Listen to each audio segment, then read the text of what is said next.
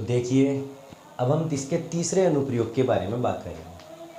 पहले में हमने केवल वायु को माना था, दूसरे में जब पराविद्युत पदार्थ को भरा जाता है, और तीसरी बार में हम अब बोलते हैं कि यदि हम इसको आंशिक रूप से मतलब कि थोड़ा सा ही भरते हैं।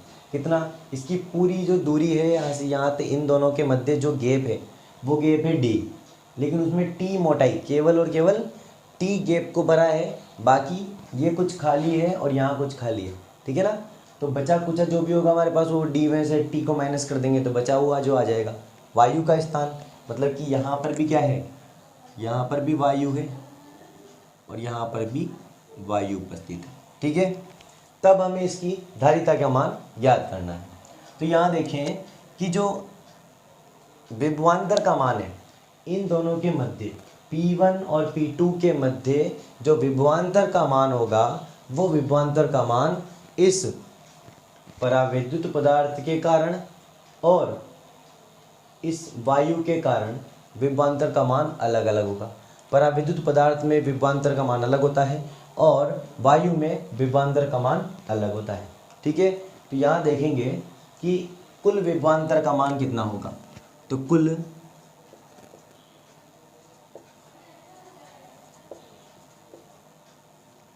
विभवांतर, तो यहाँ कुल विभवांतर का मान होगा बराबर होगा कुल विभवांतर का मान इस परावैद्युत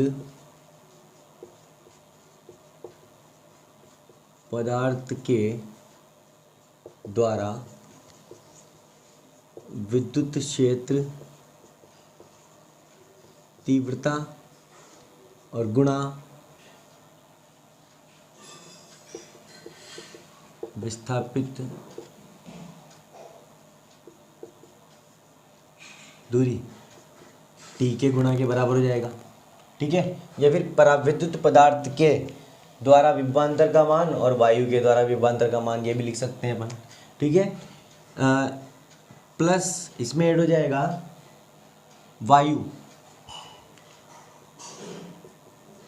वायु के द्वारा विद्युत क्षेत्र तीव्रता इंटू विस्थापित दूरी, जो कि होगी हमारे पास d माइनस टी। क्या होगी? d माइनस टी, क्योंकि यहाँ t वाली तो आ गई हमारे पास पराविद्युत पदार्थ के लिए, और बची हुई जो है वो इस d में से अगर इसको माइनस कर देंगे तो ये दोनों हमारे पास आ जाएगी, इसलिए हम यहाँ पर ये लिखेंगे। तो आपको पता हो गया अब v जो है potential difference, v is equal to हो जाएगा हमारे पास E, पराविद्युत पदार्थ है हमारे पास K, तो E के गुणा T।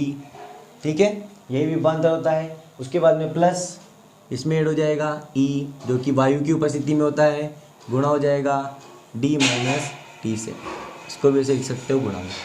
यहाँ तक की बात सबको समझ में आ गई होगी। कुल विभवांतर कैसे निकाला है? परावैद्युत पदार्थ के द्वारा जो विद्युत क्षेत्र की तीव्रता होगी वो अलग होती है, आप सभी को पता है, 1/k गुना होती है, 1/k गुना होती है, इसलिए E के लिया है और D से गुणा होती है, आपको पता है। ठीक है, और विद्युत क्षेत्र तीव्रता का मान वायु के लिए E होता है और दूरी जो होती है वो D होती है, लेकिन यहाँ पर जो दूरी है वो D में से इस T को माइनस करने के बाद निकलेगी, इसलिए हमने यहाँ D माइनस टी लिखा है। यहाँ तक की बात सबको समझ में आ गई। अब देखो कि V बराबर E का मान होता है वायु की विद्युत क्षेत्र तीव्रता के 1/k गुना के बराबर, तो E/k इंटू टी हो जाएगा, प्लस यहाँ पर रहेगा E into D minus T. अब यहाँ से जो कॉमन आता है उसको बाहर निकालेंगे तो V बराबर हो जाएगा E T/k plus D minus T. ठीक है, यहाँ तक किसी को कोई प्रॉब्लम नहीं होगी। तो V इज इक्वल टू, अब हम लिख सकते हैं कि E का मान होता है हमारे पास σ/ε0, यहाँ पर हो जाएगा T/k plus D minus t, ये ब्रैकेट क्लोज। तो V इज इक्वल टू, अब लिख सकते हैं हम सिग्मा इज इक्वल टू क्या होता है, तो सिग्मा इज इक्वल टू होता है, यहाँ लिखते हैं सिग्मा क्या है, पृष्ठ आवेश घनत्व। पृष्ठ आवेश घनत्व, तो सिग्मा बराबर होता है Q/A, जो कि आपने यहाँ रखा है। तो v इज इक्वल टू हो जाएगा हमारे पास q upon a epsilon not और t upon k plus d minus T. ठीक है, यहाँ पर जो हमने k लिया है उसका मान ई आर के बराबर हो सकता है, आपको सबको पता है। तो v का मान यहाँ पर आ गया। अब v का मान आने पर हम करते हैं कि जो धारिता का मान है वो निकालेंगे। तो धारिता का मान कैसे निकालेंगे? धारिता जो होती है संधारित्र की, आप सभी को पता है धारिता क्या होती है। धारिता होती है हमारे पास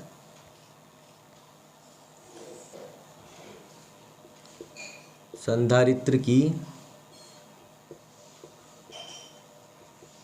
धारिता। संधारित्र की धारिता होती है C is equal to Q upon V, और ये C हो जाएगा हमारे पास C is equal to Q upon V, ये सी के हो जाएगा। ये भी क्या हो जाएगा? सी के, क्योंकि के परावैद्युतांक का क्या भरता है आपने यहाँ पर? पदार्थ भरा हुआ है। तो यहाँ पर सी K is equal to we की वैल्यू यहाँ रखेंगे तो सी के बराबर आ जाएगी क्यू अपॉन, ये रहा Q upon Q A epsilon naught T upon K minus plus D minus T. Q से क्यू कैंसिल, ये चला जाएगा ऊपर, यहाँ पर डिवाइड में है ऊपर चला जाएगा। तो यहाँ पर आ जाएगी C K is equal to A epsilon naught upon t upon K plus D minus t. ये जाएगी हमारे पास धारिता का मान। क्या आ जाएगा? धारिता का मान आ जाएगा। अब यदि एक कंडीशन ले लें यहाँ पर, हम बोलें कि यदि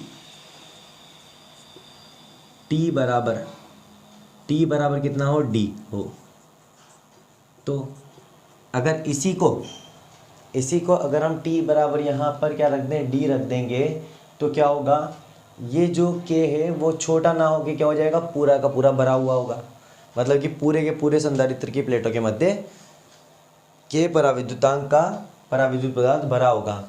अगर पूर्णतया भरा होगा तो आपने इससे पहले निकाला था कि वो के गुना होता है ओनली। ठीक है, के गुना होता है। तो यहाँ पर हम करके देखते हैं कि वही आता है क्या। तो देखें कि t is equal to d रखेंगे तो सी के इज इक्वल टू क्या हो जाएगा? ए एप्सिलॉन नॉट अपॉन, यहाँ पर हो जाएगा D upon K plus D minus D. तो यहाँ देखें कि d माइनस डी क्या हो जाएगा? ज़ीरो। डी में से d क्या है? तो ज़ीरो। तो यहाँ पर हमारे पास एक बन जाएगा कि d अपॉन के, और ये k डिवाइड में है तो ऊपर जाके हो जाएगा मल्टीप्लाई। तो a एप्सिलॉन नॉट अपॉन, यहाँ पर हो जाएगा d और यहाँ पर हो जाएगा k। अब देखें कि यही हमने उसमें निकाला था c के बराबर a epsilon not k upon d, और k गुना होता है तो इसकी वैल्यू किसके बराबर है? सी के इज इक्वल टू के इंटू सी के बराबर होगा। ठीक है, तो ये हमारे पास हो जाएगा जब पदार्थ आंशिक रूप से भरा हो किसी भी संधारित्र की प्लेटों के मध्य में। ठीक है,